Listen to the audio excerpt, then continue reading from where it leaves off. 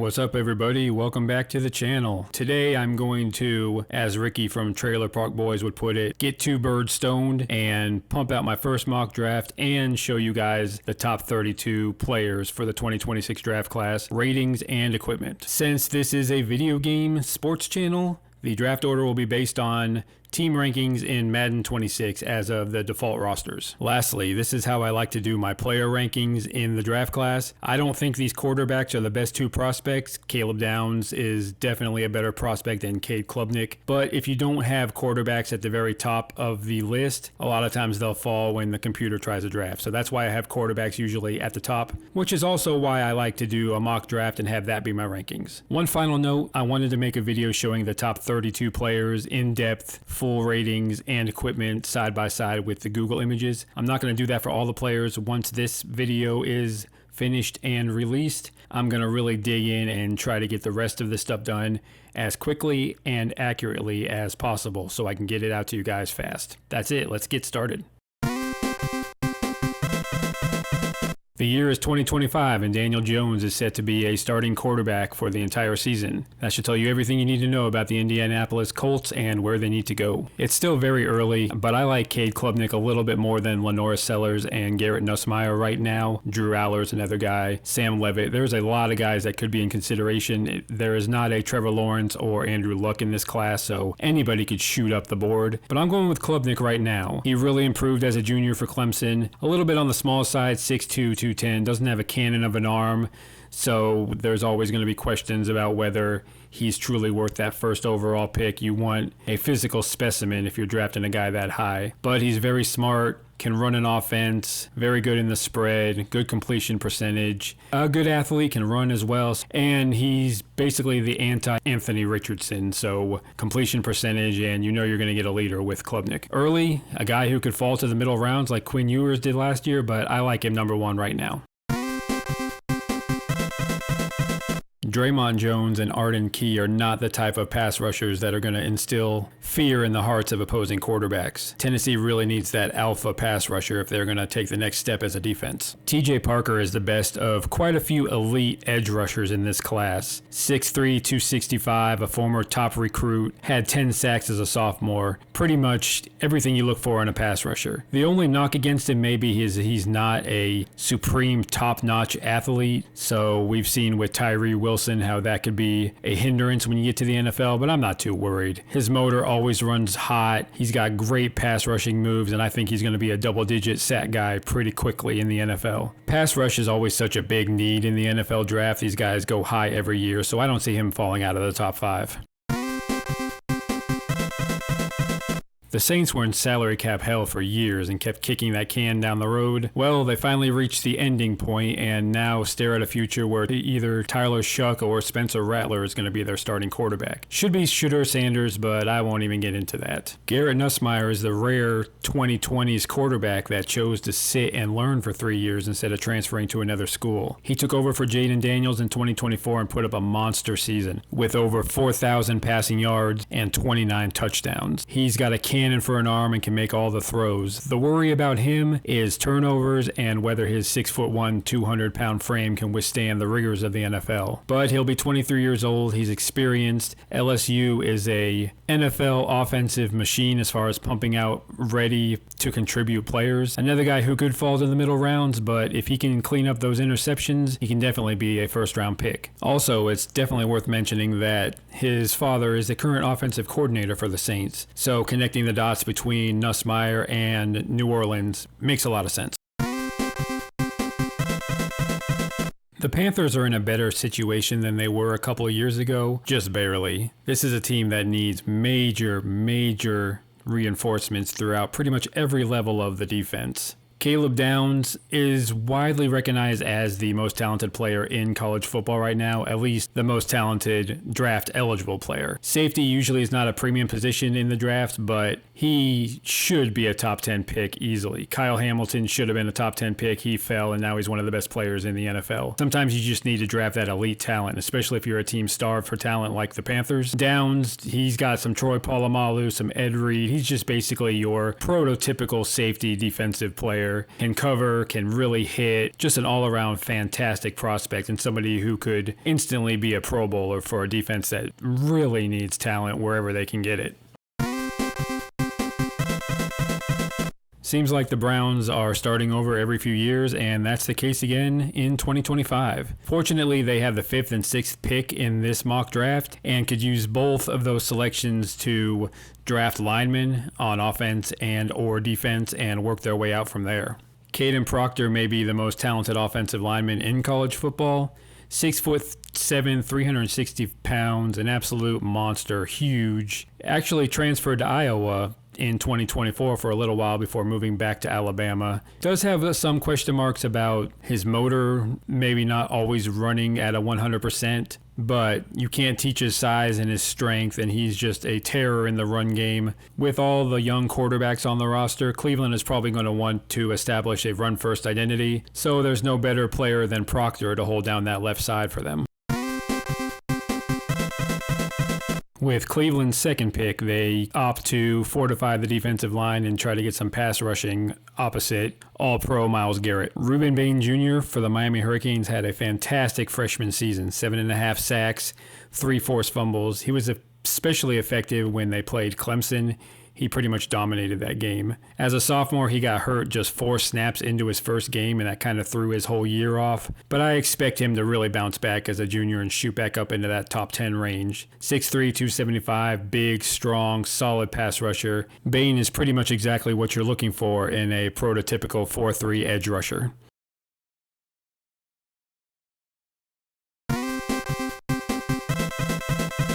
Defensive tackle is not the biggest need for the New York Jets, not by far, but sometimes the best player available is just so much better than everybody else that you have to take the guy, and that's the case with Peter Woods here. There could be a scenario in this draft where the first 3 players are Clemson Tigers: Cade Klubnik, TJ Parker, and Peter Woods. They're definitely stacked with talent over there in Happy Valley after a few down years. Woods is simply a freak of nature from the defensive tackle spot. 6'3", 315 pounds, reportedly runs a 4.7 40-yard dash, a good run defender, but can definitely be a game changer as far as an interior pass rusher. Can play tackle in a 4-3, can play end in a 3-4. His positional versatility will probably ensure that he is, at the worst, a top 10 pick. Top 5, a definite possibility. The Giants do have some talent, but are still pretty thin in important areas, especially the offensive line. Evan Neal hasn't really developed after being a top 10 pick a few years ago. Andrew Thomas is a stud on the left side, but adding someone like Francis Mauigoa on the right could do wonders for the whole offense. Mauigoa has been a starter for the Miami Hurricanes since day one of his freshman season. Played nearly every snap last year, only allowed 14 pressures. Right tackle only, but who cares? He's built like a bull. He is really an asset in the passing game and also is developing as a run blocker as well. Should be a definite upgrade over Neal on the right side.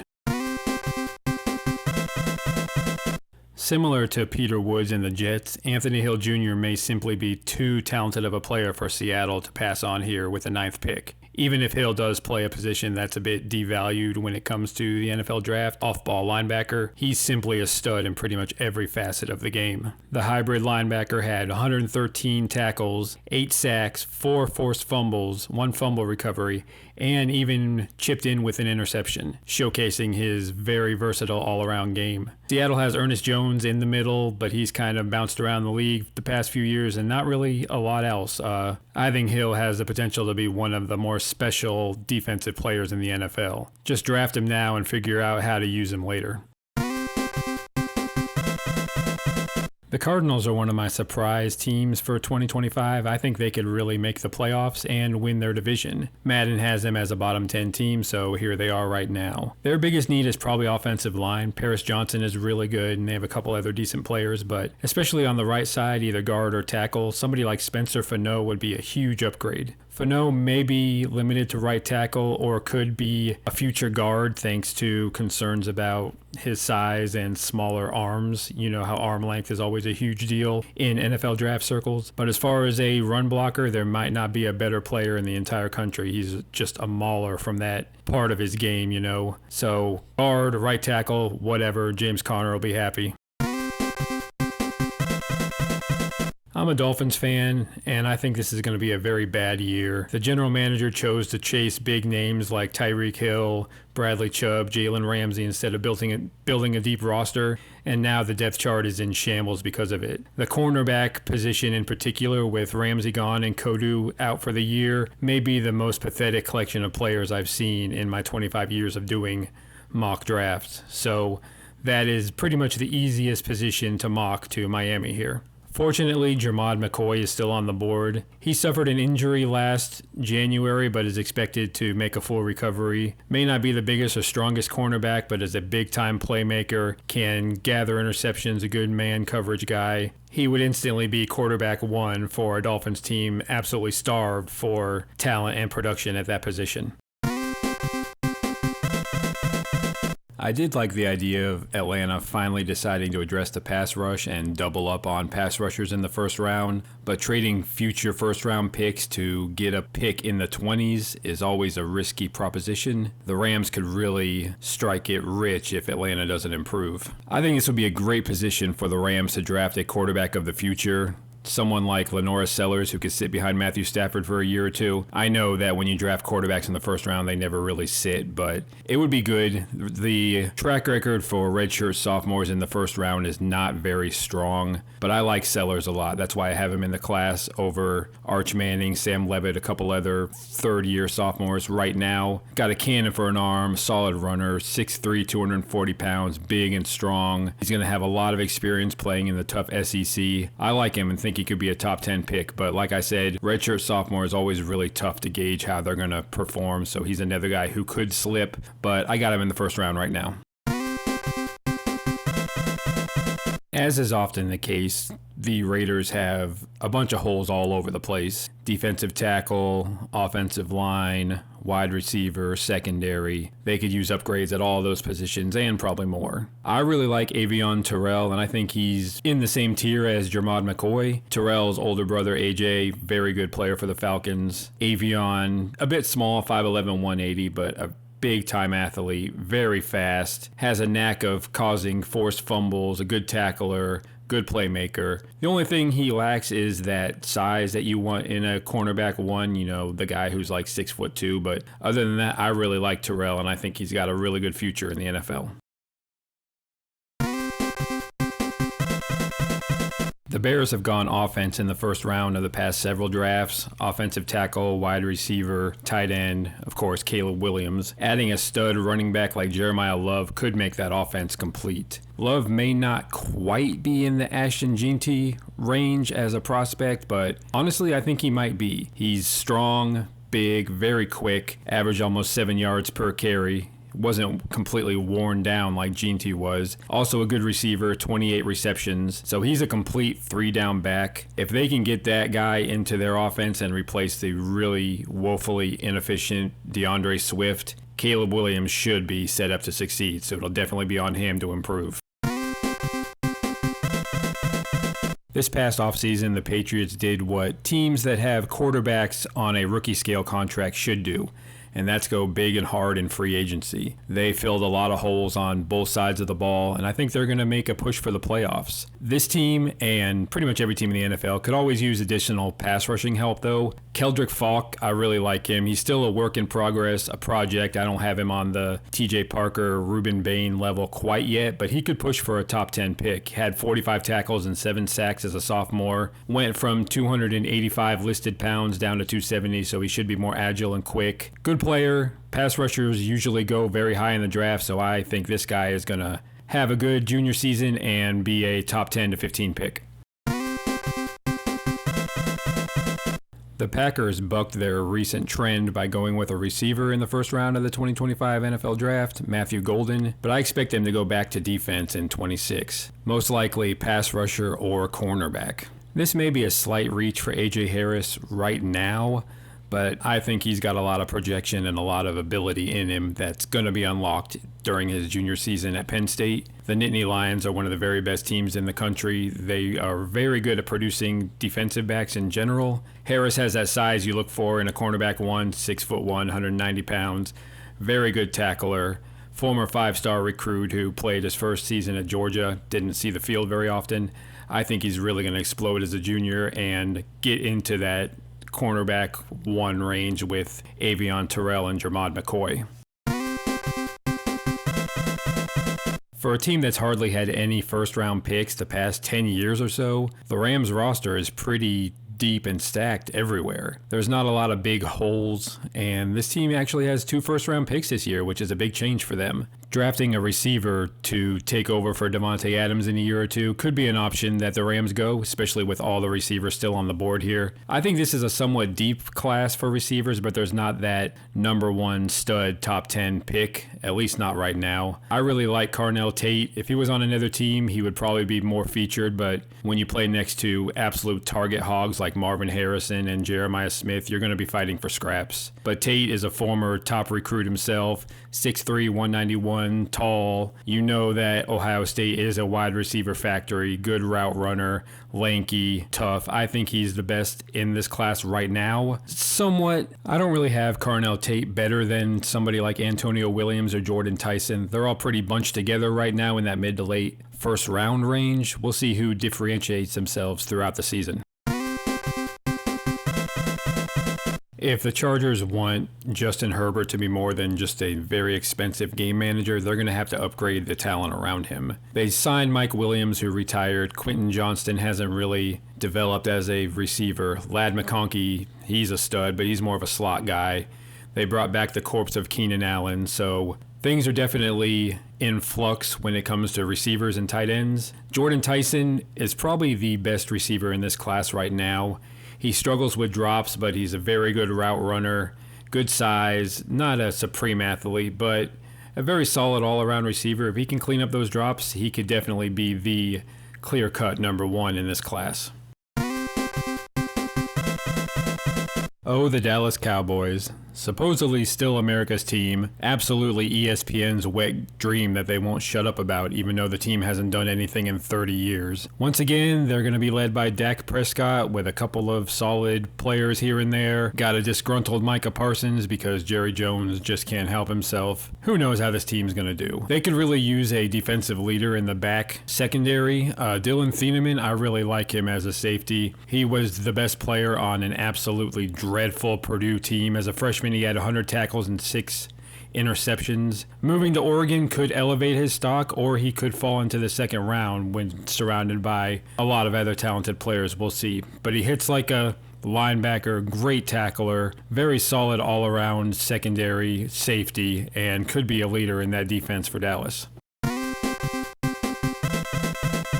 Thanks to Jaden Daniels and smart drafting, the Commanders have built a playoff roster, but there's still definite holes all over the place, especially the edge rushers where they've struggled to replace Chase Young and Montez Sweat, who they traded a couple years ago. I thought I was safe from this last name when DJ flamed out as a prospect, but here is Mateo Alongole. I'm sure I said that wrong. I'm sorry. I don't know. I did my best. Anyways, this guy, I'm going to go by Mateo from now on. 10.5 sacks as a sophomore for Oregon. Definitely a stud pass rusher, but lacks a lot of refinement in the other areas of his game, which is why he's available here. Not a very good run defender. Guys can go right at him, easily pushed off his blocks, but 10.5 sacks, that's really a solid foundation to build upon. For a team that could use a situational pass rusher like the Commanders, you could do worse. If he can refine the rest of his game and elevate as a junior, I think he could shoot up into the top 10. The talent is definitely there.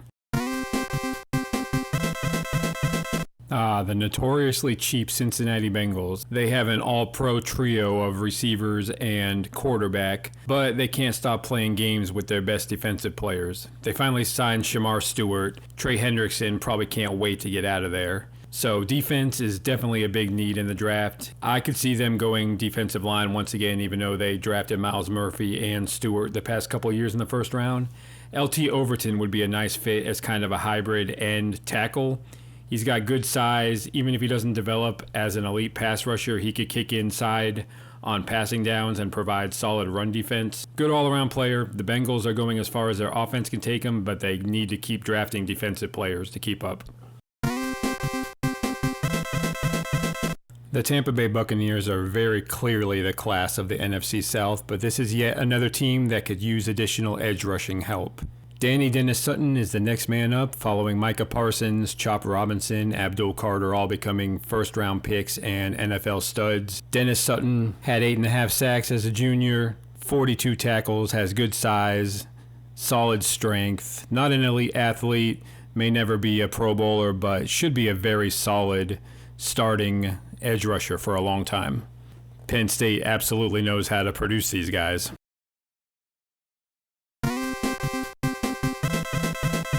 The Steelers desperately need to draft a quarterback of the future. The problem for them is they're always too good to be picking in the top 10, so unless they plan on trading 2 or 3 first-round draft picks to move up, they're going to have to try to get lucky. Didn't work out for Kenny Pickett, but they got to try again. This time last year, I had Drew Aller as my top quarterback for the 2025 draft class. He didn't really take that next leap as a junior. In fact, towards the end of the year, Penn State seemed a little bit scared to trust him. He struggled against Oregon, struggled against Notre Dame, only threw 20 passes or so in their playoff games. But he's got the size and the arm strength to be a quarterback one in the NFL. Got to clean up a lot of things, got to continue to develop his decision making and his accuracy. He's one of those guys that could be the number 1 pick a year from now or fall into the middle rounds. There's a lot to like with Aller, but there's also a lot that needs to be worked on. Pittsburgh needs to take that risk, though. They don't have any long-term options at quarterback whatsoever. Houston is the best team in the worst division in football, the AFC South, but they're definitely not a roster without holes. They traded Laramie Tunzel and are trying to rework their offensive line, which remains a major work in progress. Guard, tackle, even center, all under consideration here. I like Caden Green as a late first-round draft pick. I think he's in the same tier as Tyler Booker and Donovan Jackson, 2 interior linemen that were drafted in the first round last year. A good pass blocker, needs to refine his technique, but so do most juniors. He's entering his 3rd year at Missouri. Former top recruit, very talented player. I like him as a day 1 or day 2 pick. The San Francisco 49ers still have serious visions of contending for a Super Bowl title, but this is a roster that is very shallow.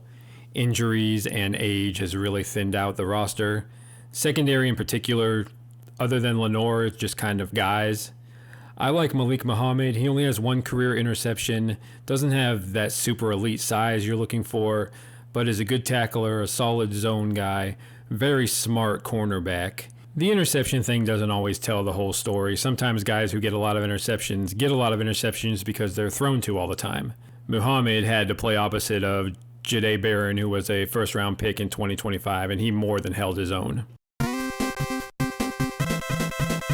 The Sean Payton addition proved to be a very solid move for the Broncos. They've quickly rebuilt that roster and are now a true playoff contender year after year. The continued development of Bo Nix will be important. I don't know if he's a Pro Bowl talent, but they're putting him in a pretty good position to succeed. Adding another receiver like Antonio Williams would further elevate that offense.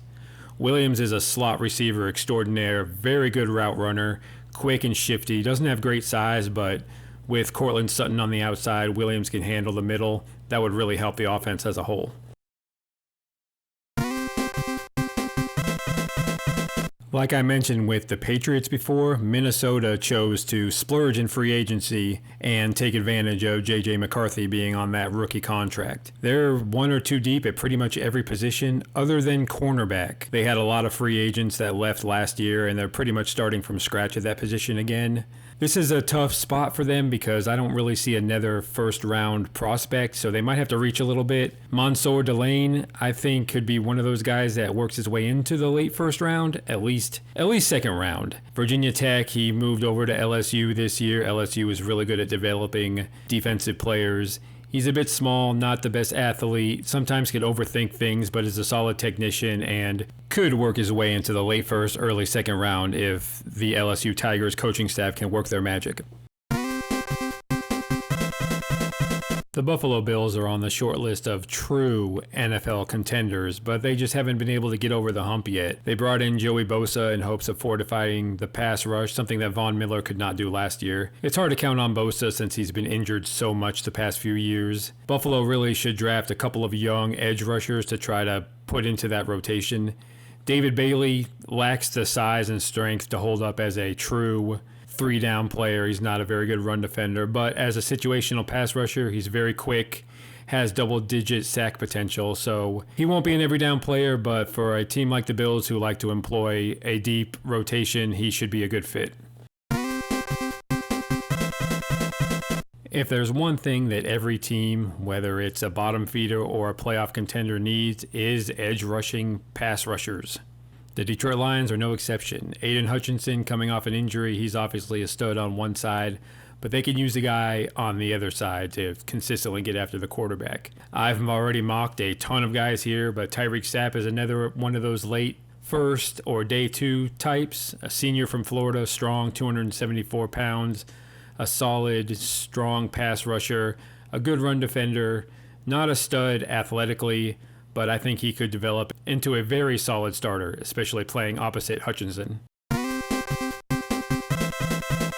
Thanks to Andy Reid, Taylor Swift, Patrick Mahomes, the referees, Travis Kelce, ESPN, the Kansas City Chiefs are always going to be a threat. But thanks to Mahomes' gigantic contract, this roster is not what it used to be, so they need to hit on the draft pretty much every year to keep things going. They drafted Josh Simmons in the first round last year, and I think they're going to go tackle again. Jawan Taylor's simply okay on the right side. Blake Miller has a lot of experience, is in that day 2, very late day 1 range as far as offensive linemen go. You see a lot of those guys rise up into the 20s come draft time. He's a good technician, probably right tackle only, maybe even guard, but with Simmons on the left side and Miller on the right side, that's a nice young tackle duo to build around for the Chiefs.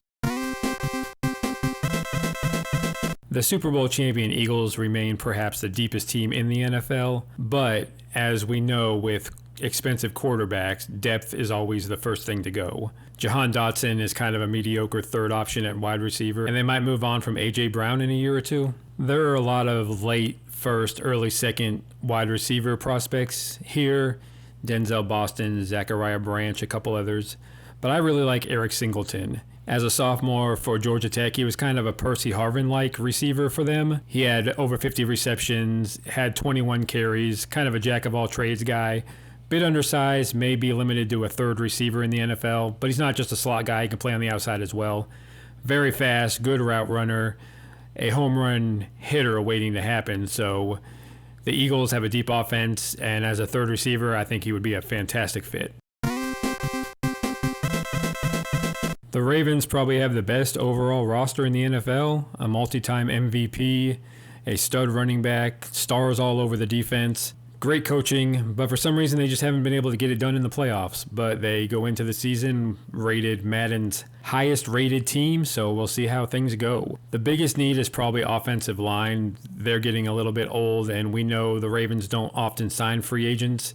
They usually try to replace them with draft picks. Isaiah World is one of many offensive linemen who are fringe day 1 prospects right now. He's making a big jump in competition from Nevada and the Mountain West to Oregon and the Big Ten. We've seen guys like that struggle to adapt, but it's a good gamble. He was a solid late day 2 prospect at Nevada, and if Oregon can whip him into shape, he could be a first round pick.